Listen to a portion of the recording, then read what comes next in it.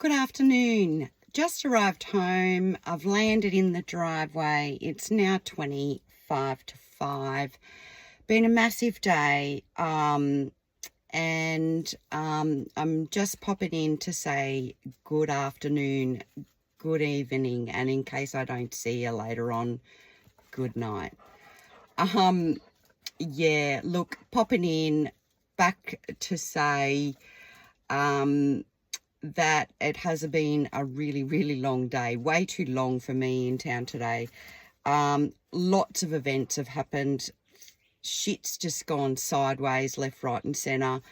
Plenty of action in town. And really, you've just got to learn to take it all in your stride. And there's no point in getting anxious. There's no point in getting too far behind. There's no point in getting too far in front of this shit. Yeah, just take it minute by moment, by minute by moment. Try, those little grounding exercises where you try to just, it's so hard, but try to just stay as connected to your true self as you can. Try to just be as grounded as possible. Try to find little ways where you can be as grounded as you can, because with this vestibular disorder, being all up in your head, focusing on what's going on in your head, how dizzy you are, how the fact that you can't see, how blurry everything is, that people are, pushing and shoving everyone out of their own way. No one's taking it in turns.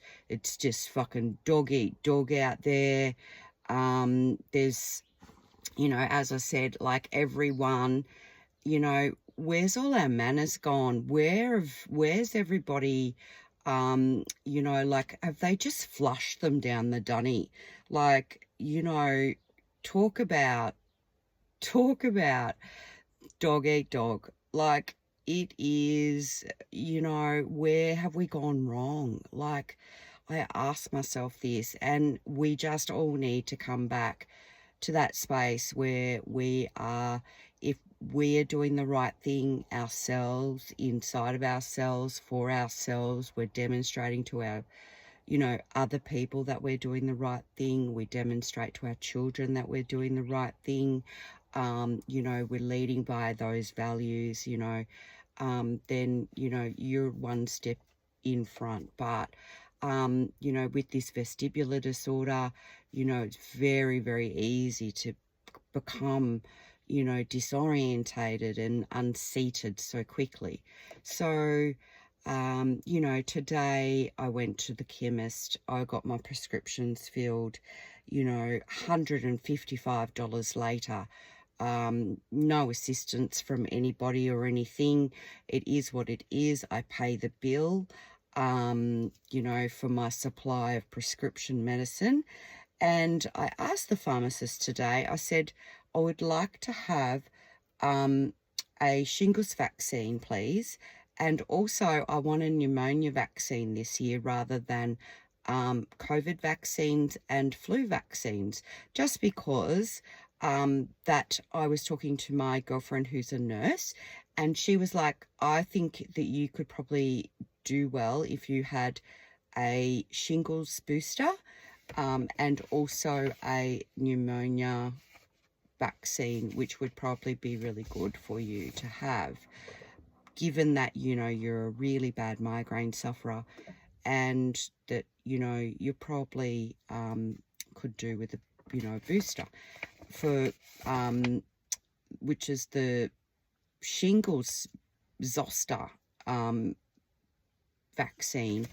Anyway, the pharmacist is like, you don't qualify to have those. And I was like, oh, okay. So she went on and she printed out, and not a word of a lie, I've got both documents here in front of me, 2 documents from the government. not the government, the goddamn grubberment. Now, these two documents, which I read them at lunchtime, updated last in 2024, and she said, if you're happy to pay for them, you can have them. So the booster for the shingles vaccine, I have to have 2 injections, one following the other, and they're $300 each if I want to have that set of vaccinations done. And then if I want to have the pneumonia vaccination, God knows how much that is as well. So I'm like, oh, whatever. She goes, would you like to book that in? I'm like, no, thanks. I'll be right. I'll circle back around for that. Have a think about it. So, you know, it is what it is. I don't know. And then I've done a little trip to Bunnings and got a few things that I needed there. And I was in there. I did a little video in Bunnings, and I'll probably join that to this. Had my blood test done as well, which is fine. But in Bunnings, you feel like you're the tiniest person in the world because you're in this massive store. The lights are unbelievably bright in there, and the shelving goes to the sky, and it's for giants. Like, who can reach that shit? Like, and they've all got these machines that go up and down so that they can reach the stock, and they climb ladders and climb friggin' boxes and steps and shit to get stuff down. Anyway, it was stock take. So not only were there Bunnings staff in there just working, doing stock take, they had like 60 other people in there helping them do stock take. So, oh my God, I couldn't even get down an aisle with my buckets and my things that I wanted to purchase today. It was incredibly difficult. So, and they kept reminding all these other people that, you know, not to get in the way of the customers. I'm like, oh, it's okay. Like, seriously, I'm in my own road, let alone you be in my road as well. So Bunnings was a little bit funny. And then I went and found old mate that was in the last aisle by himself, and he was literally just standing there holding a piece of paper. And I walked up to him and I said, hey mate, I said, I know what you're doing. And he looks at me, and I go, I can see that you're hiding from stock take. And he laughed at me and he goes, oh my God, oh, I'm not fucking doing stock take. And I said, I can tell you're not doing stock take. I said, so seeing that you're not doing stock take, can you help me find a fan? And he goes, yeah, sure. So off we went, and we went and found a fan, which is to be installed by an electrician in our house, which is fine. We went and got the fan, and then we talked about something else, and I thanked him very much. And I said, now I can let you get it back on with the stock take, or, you know, keep doing what you're doing and avoid it at all costs. He goes, yeah, I'm going to keep avoiding it at all costs. So, you know, it's really interesting the way we work and the way that we do things. We're so, you know, either in or out. Like, it's our human nature is our human nature. But you know, today at lunchtime I watched a bird build a nest, and it was actually a beautiful looking pigeon, but this pigeon was building its nest, and it was picking up like lots of sort of bits of string and little twigs and things, and it was building this nest, but it would fly from one tree to another to take the nests and to take the twigs and whatever to make the nest. And I'm like, it's really interesting, you know, it's making this nest and what have you. And I did read a post today that someone had put up about something, and I was like, you know, we're all really with this Pppd inclined to stay at home, and we're really become quite housebound, and we find it easier to be at home. We find it easier not to have to engage with people, not to have to mingle or have to hustle through crowds of people, or, you know, do a supermarket or go into a mall, or, you know, drive your car, so that you've got to even think about how you park it in a car park, how you get from the supermarket to the chemist, how you get from A to B. You know, it's all super, super, super challenging. And, you know, when the first really, really bad months of my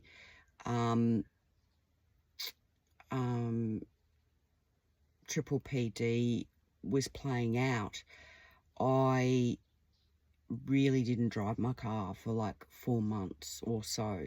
But because we live so remote or rural, I have no choice. I have to drive.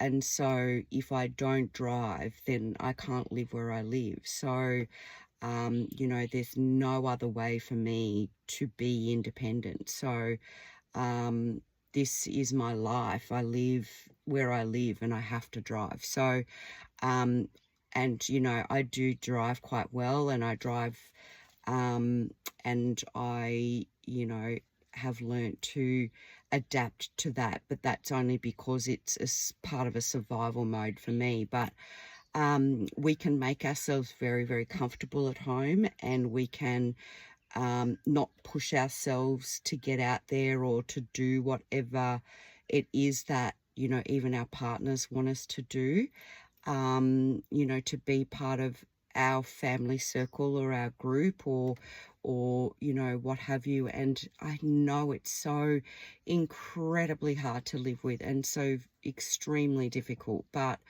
you know, if you have to take something to help you, you know, to calm your vestibular system, then take it and still go do that thing you need to do, just so that you can learn ways to adapt, and you know, stretch that vestibular system so that it starts to, your brain starts to sort of you know, calibrate, and starts to, you know, I'm having a little bit of trouble finding the right words, but starts to sort of, you know, reintegrate how it's going to relearn and reprocess how all of these systems are going to sort of nut back together and work for us. So, yeah, it's okay to be comfortable at home, but the thing is that if we don't push ourselves, we won't get better. So I know it's a really hard thing to swallow, but at the same time, it's necessary. So anyway, you're all precious and you're all doing an amazing job. So keep keeping on, and hang in there no matter what, because it's a seriously difficult thing to forge on with, and it can be a really, really lonely space to be in. So, you know, this is why I want to be here to talk about this, and to offer words of, you know, knowing what it's like to be in this position. But it's, you know, it will get better. So keep on keeping on, and I'll check back in later. Okay, have a great night. See you for now. Bye. Thank you. Sure. I'm just gonna just doing that for a second. Yeah. I missed the whole. Oh, okay. I missed the whole thing. Well, what did I do? No, that you didn't do. Now, don't you love a visit to one of these stores? This is the famous Bunnings.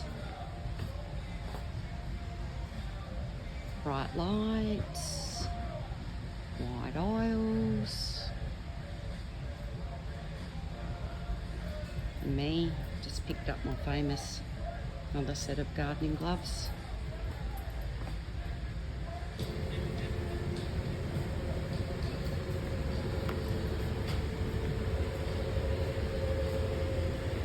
Okay, everything's moving.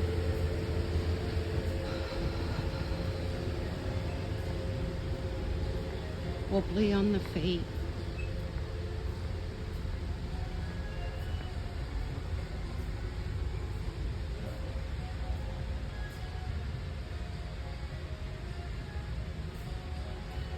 lie.